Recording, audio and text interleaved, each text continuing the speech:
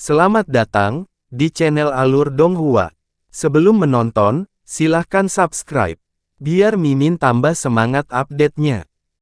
Ketika Hanli kembali ke ruang aman, dia menemukan bahwa murid-murid muda itu masih tidak sadarkan diri, tergeletak tak beraturan di lantai. Meskipun bakat mereka luar biasa, mereka masih hanya murid kelas rendah. Tidak mengherankan mengapa mereka diabaikan pada saat pertempuran. Silver Moon telah berubah menjadi Hanli, terbaring di lantai dalam keadaan tidak sadar. Ketika dia melihat bahwa dia tiba, dia segera berubah menjadi rubah dan melompat ke lengan baju Hanli. Silver Moon terkekeh dan bertanya, "Bagaimana? Apakah Anda mendapatkannya?" Ngomong-ngomong, tidak ada yang datang. Sepertinya rekan Daois terlalu berhati-hati. Hanli dengan malu-malu berkata, "Itu berjalan lancar. Namun, masih lebih baik untuk berhati-hati daripada membiarkan diri saya terungkap." Silver Moon dengan mudah mengubah topik pembicaraan dan dengan cemas bertanya, "Namun, bagaimana saudara Han menjelaskan kelangsungan hidupnya? Ini sepertinya cukup merepotkan. Bagaimana saya akan menjelaskannya? Katakan saja yang sebenarnya." Hanli tampaknya tidak menganggap serius masalah ini dan berbicara sembarangan. "Kebenaran." Silver Moon berbicara dengan bingung. Seolah-olah sudah memikirkan hal ini, Hanli dengan tenang menjelaskan, "Saya hanya akan mengatakan bahwa saya sebelumnya membeli jimat ilusi tingkat tinggi dan menggunakannya untuk menyelamatkan hidup saya. Mereka yang tidak ahli dalam dao ilusi seharusnya lebih bijaksana dan akan menerima alasan begitu saja." Silver Moon segera terkekeh, "Tidak buruk. Itu alasan yang cukup bagus." Saat-saat berikut agak sederhana. Setelah setengah hari, seorang kultivator berpakaian kuning berjalan ke ruang aman dengan ekspresi serius. Melihat semua murid tidak sadarkan diri, dia menghela nafas dan membentuk gerakan mantra dengan tangannya. Dengan jentikan jarinya, seberkas cahaya putih terbang ke masing-masing tubuh. Jelas bahwa teknik yang digunakan untuk menjatuhkan mereka sama sekali tidak mendalam. Setelah beberapa saat, masing-masing dari mereka sadar kembali dan melihat bahwa pembudidaya berpakaian kuning telah menggantikan Dudong dan Bai. Mereka menjadi santai dalam sekejap. Tentu saja, ketika mereka melihat Hanli utuh dan tidak terluka, mereka sangat ketakutan. Tapi Hanli segera mengeluarkan jimat ilusi dan memberikan penjelasan yang telah dia persiapkan sebelumnya. Seperti yang diharapkan, mengingat hanya sedikit yang mempelajari dao ilusi secara mendalam, kebanyakan tidak ada yang curiga. Adapun pembudidaya berpakaian kuning, dia hanya melirik Hanli dengan heran dan tidak menanyakannya lebih lanjut. Tetapi bagi Sun Huo dan Mu Peiling, mereka berdua memiliki sedikit keraguan. Bagaimanapun, Dudong telah berbicara dengan Hanli sejak awal dan bahkan menyerang Hanli setelah mengungkapkan dirinya. Itu telah meninggalkan kesan yang cukup pada mereka. Hanli tidak terlalu khawatir dengan keraguan mereka. Karena keduanya tidak memiliki bukti, apa yang bisa mereka katakan. Selain itu, serangan mendadak Dudong sama sekali bukan tanda keramahan.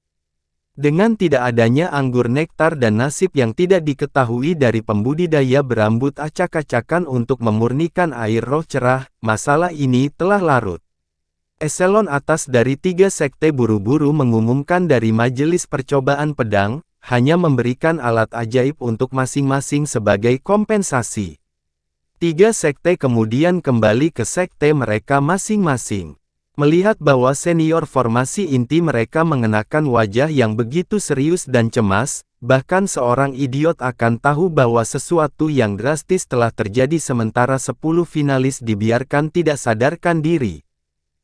Meskipun murid kelas rendah tidak puas, mereka hanya bisa patuh kembali ke sekte. Begitu Hanli dan yang lainnya kembali ke sekte awan hanyut, mereka segera dipanggil oleh eselon tertinggi sekte tersebut dan ditanyai tentang apa yang terjadi di area terlarang. Setelah itu, mereka diusir dengan ekspresi yang tidak sedap dipandang dan diperintahkan untuk diam. Setelah itu, Han Li menyadari bahwa rencana tiga sekte untuk mengusir mata-mata mereka telah berakhir dengan kegagalan total. Dong Du dan rekan-rekannya tidak hanya berhasil membawa kembali anggur nektar ke Dao yang benar dan iblis dengan bantuan inkarnasi Master Sekte Iblis Surgawi, tetapi mereka sebagian besar berhasil meninggalkan negara bagian Si dengan selamat.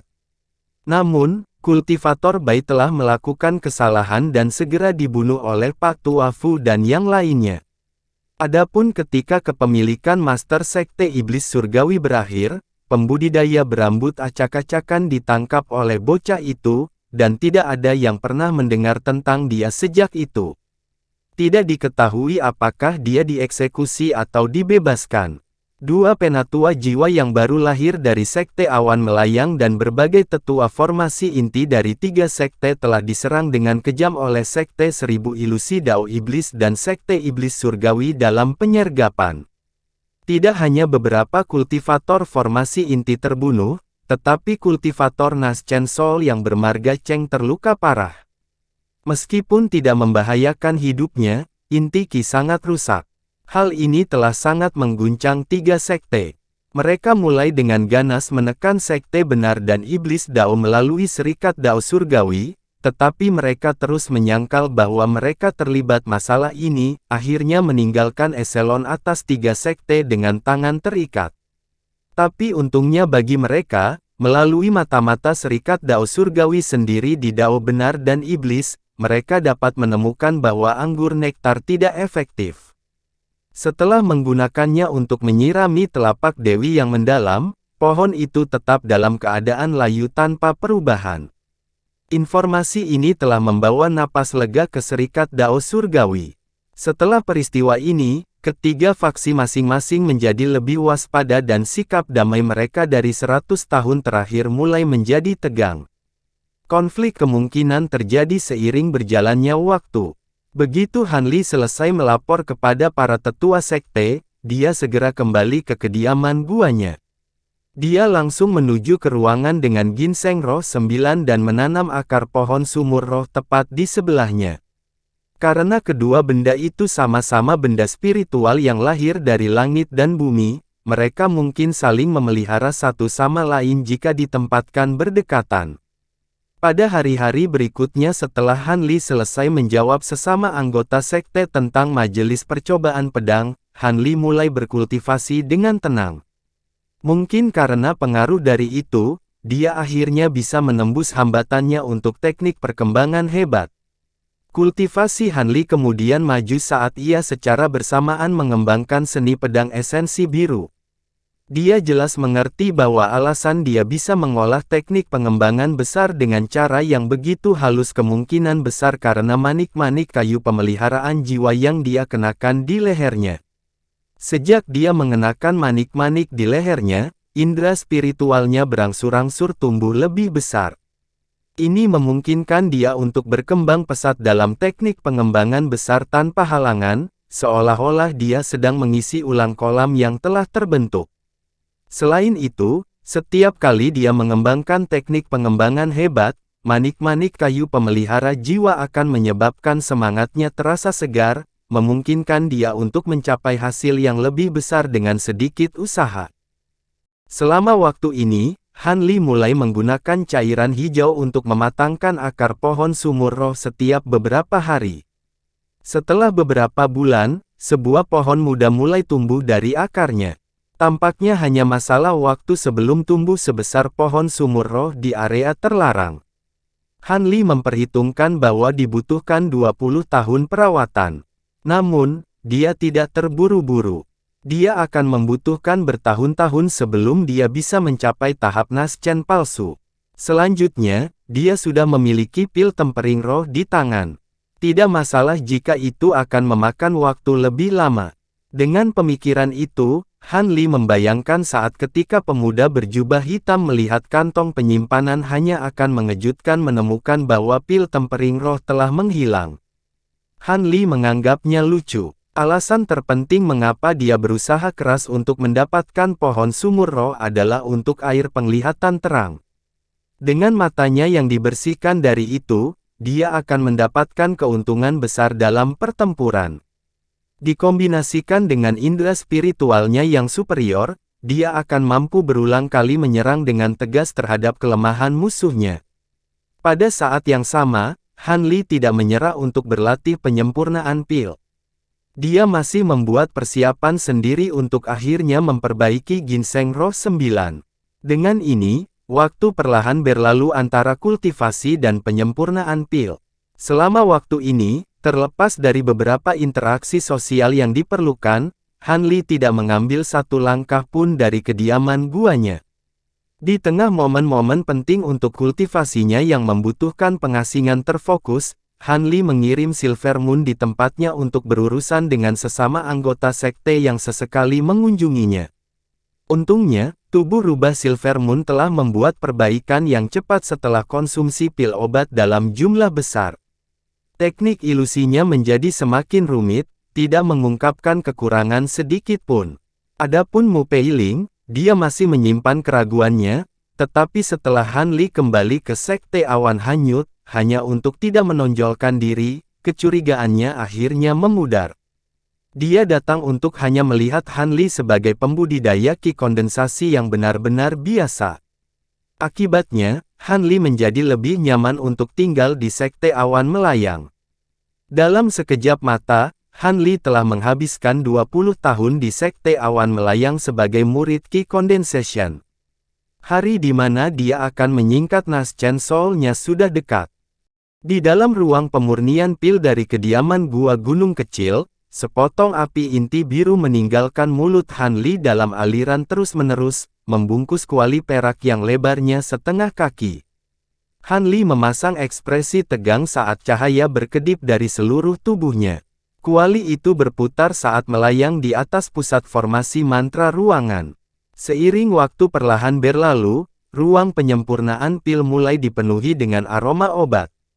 Begitu Han Li menciumnya, dia merasakan semangatnya menjadi bangkit dan wajahnya menunjukkan sedikit kegembiraan. Ketika aroma obat samar ini menjadi jauh lebih terkonsentrasi, cahaya terang berkedip dari matanya. Dia tiba-tiba membentuk tangannya menjadi gerakan mantra dan memukul sudut formasi mantra dengan segel mantra, berteriak, "Buka!" Formasi mantra melepaskan serangkaian dengungan rendah, menghantam kuali perak dengan garis-garis cahaya merah yang berpotongan. Kuali kecil itu bergetar beberapa kali sebelum membuka tutupnya, memperlihatkan pil obat putih susu di dalamnya. Pil itu seukuran ibu jari dan tubuhnya tembus pandang, berkilauan dengan cahaya spiritual.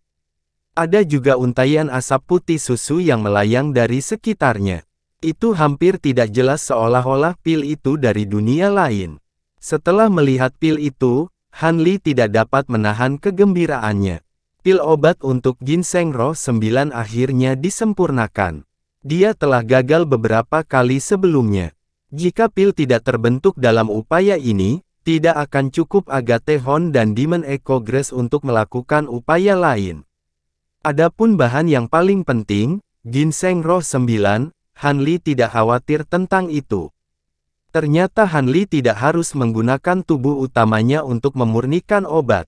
Dia hanya perlu mengeluarkan cairan dari tubuhnya, membiarkan ginseng itu terus hidup, sementara ginseng roh tidak segera dibunuh. Ia menderita kerusakan besar pada ki asalnya, jelmaan kelinci putihnya menjadi lesu.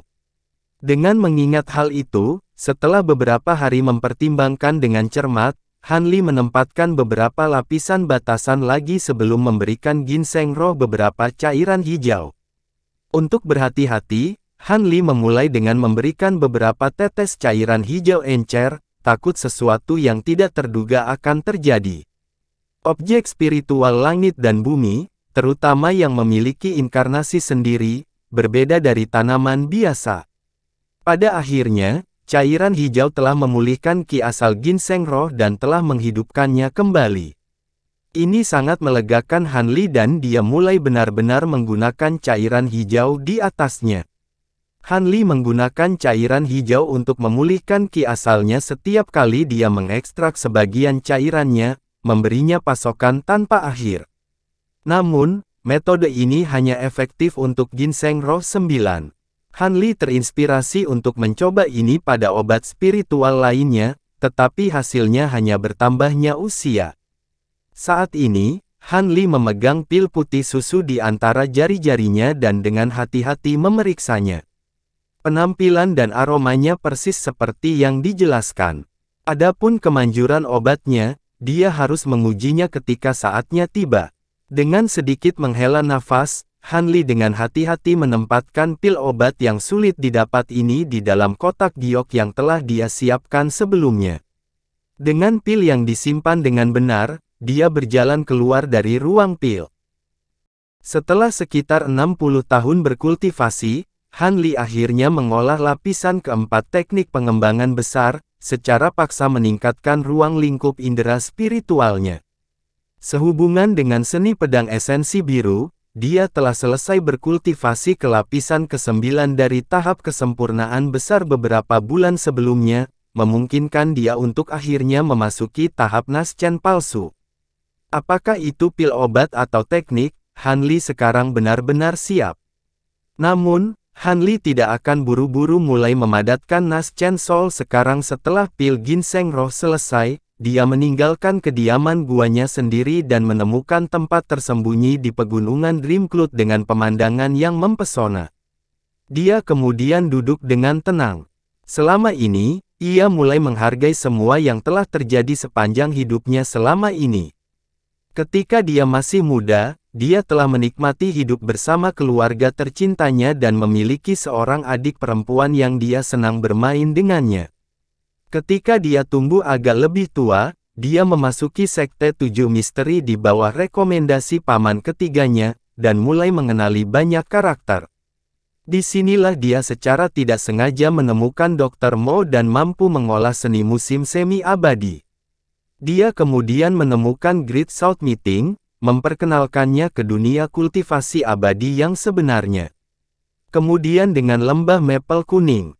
Setelah Han Li mulai mengingat-ingatannya, peristiwa masa lalu yang samar-samar ini berangsur-angsur menjadi lebih jelas dan berbagai emosi mulai menampakkan diri dari wajah Han Li serta kebahagiaan yang belum pernah ia tunjukkan sebelumnya.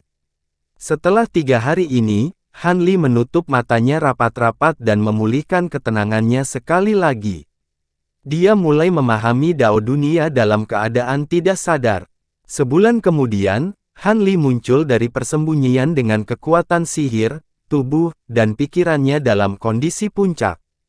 Hatinya khususnya telah marah ke tingkat berikutnya. Dengan pikiran yang benar-benar tenang, Han Li kembali ke kediaman gua dan mengaktifkan semua formasi dan batasan yang ada. Dia kemudian dengan singkat memberitahu Silvermoon, jaga bagian luarnya. Bahkan jika masalah besar muncul, jangan ganggu saya. Dengan mengatakan itu, jubah biru Han Li berkibar saat dia memasuki ruangan yang sunyi. Pintu ke kamar segera menyegel dirinya sendiri dengan kilauan cahaya putih dan lapisan padat karakter jimat. Han Li telah membatasi pintu untuk mencegah potensi gangguan saat dia memadatkan Naschen Soul-nya. Meskipun Han Li tidak mengatakan tentang apa, Silvermoon tahu betul apa yang akan terjadi. Dia segera memasang ekspresi rumit di wajahnya dengan emosi kekaguman, kerinduan, dan kebencian yang terkandung di dalamnya. Setelah akhirnya melihat ruangan yang sunyi tetap tenang untuk waktu yang lama, Silvermoon menghela nafas dan pergi. Sekarang dia terikat erat bersama dengan Han Li. Dia mengendalikan pikirannya dan hanya berharap Han Li sukses dalam memadatkan jiwa yang baru lahir. Tidak jauh, Mu Peiling perlahan terbang di dekat taman obat dengan ekspresi sedih. Begitu dia memikirkan tetua klannya yang mengharuskannya menikah dengan pria bermarga Yan, dia merasa bahwa prospek masa depannya suram. Para tetua klan Mu tidak ragu memutuskan pertunangan yang absurd untuk menikahi seorang wanita nakal seperti dirinya dengan klan Yan untuk keuntungan politik. Jika dia menjadi kultivator formasi inti, yang disebut tetua klan tidak akan berani mengkritiknya. Sebaliknya, mereka akan memperlakukannya dengan hormat. Bagaimanapun, semua orang tahu apa arti seorang kultivator formasi inti bagi sebuah klan. Meskipun wanita ini memiliki keanggunan yang tak tertandingi, dia tidak bisa menahan diri untuk tidak mengertakkan gigi dan meringis ketika memikirkan masalah ini. Dia selalu menjadi karakter yang kompetitif dan tidak pernah mengungkapkan pikirannya yang sebenarnya. Tetapi dengan hatinya yang goyah seperti sekarang, rencana awal Mu Peiling dapat diterima. Karena dia tidak bisa menentang perintah yang lebih tua, dia akan menunda pernikahan sebanyak mungkin. Jika dia entah bagaimana bisa membentuk inti sebelum itu, dia bisa membatalkan pertunangan. Tetapi terlepas dari bakatnya yang luar biasa, membentuk intinya dalam waktu 30 tahun pada dasarnya tidak mungkin. Bahkan dengan usahanya yang putus asa, itu akan memakan waktu 30 tahun lagi sebelum dia bisa mencapai tahap inti palsu dan berusaha untuk membentuk inti. Sementara dia senang meluangkan waktunya, para tetua klanmu menjadi tidak sabar dan memutuskan untuk mempermalukan, dengan berani memutuskan tanggal pernikahannya. Dia diancam akan dipotong batu roh masa depannya dan juga disebutkan kemungkinan melibatkan anggota keluarga dekatnya di klan. Begitu dia memikirkan hal ini, Mu Peiling merasa tidak berdaya dan tidak bisa mengerahkan upaya perlawanan sedikit pun. Adapun Sekte Awan Melayang, meskipun dia diperlakukan dengan banyak bantuan dari Tuan Gunung dan sesama muridnya, mereka tidak dapat mencampuri masalah ini karena mereka terjerat dalam kepentingan klan mereka sendiri dan tidak dapat melakukan apapun untuk membantu kekecewaan wanita ini. Yang lebih mengerikan adalah bagaimana kakak senior Yan entah bagaimana memperoleh informasi tentang perjalanannya baru-baru ini ke Gunung Dayspring dan mengganggunya tanpa akhir. Jika kekuatan sihirnya tidak jauh melampaui miliknya, sangat mungkin bahwa saudara senior Yan ini akan berusaha untuk menangkapnya dengan paksa. Ini telah sangat membuat marah wanita yang sombong ini untuk hampir melepaskan alat sihir dan membunuhnya. Namun kebetulan, hari ini adalah hari kunjungan ke berbagai kebun obat. Dia bergegas untuk mendapatkan tugas ini dan sebelumnya meninggalkan Gunung Dayspring, menghindari keterlibatan apapun dari pria bermarga Yan. Kebun obat Hanli akan menjadi taman ketiga yang dia kunjungi.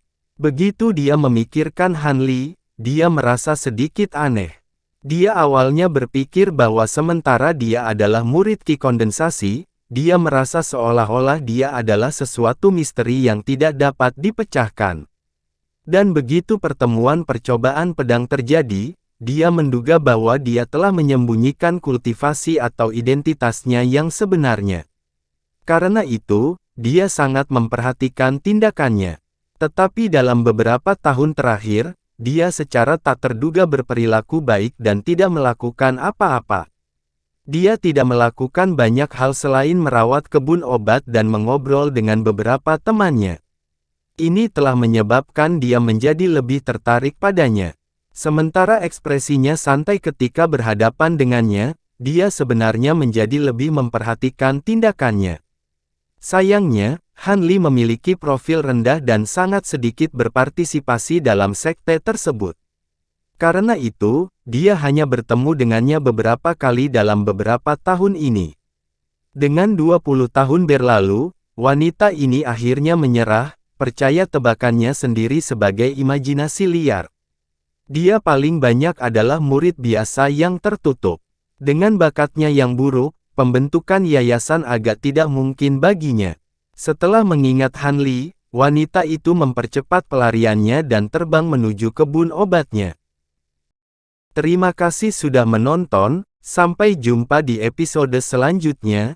Jangan lupa subscribe, like, dan nyalakan loncengnya. Sampai jumpa.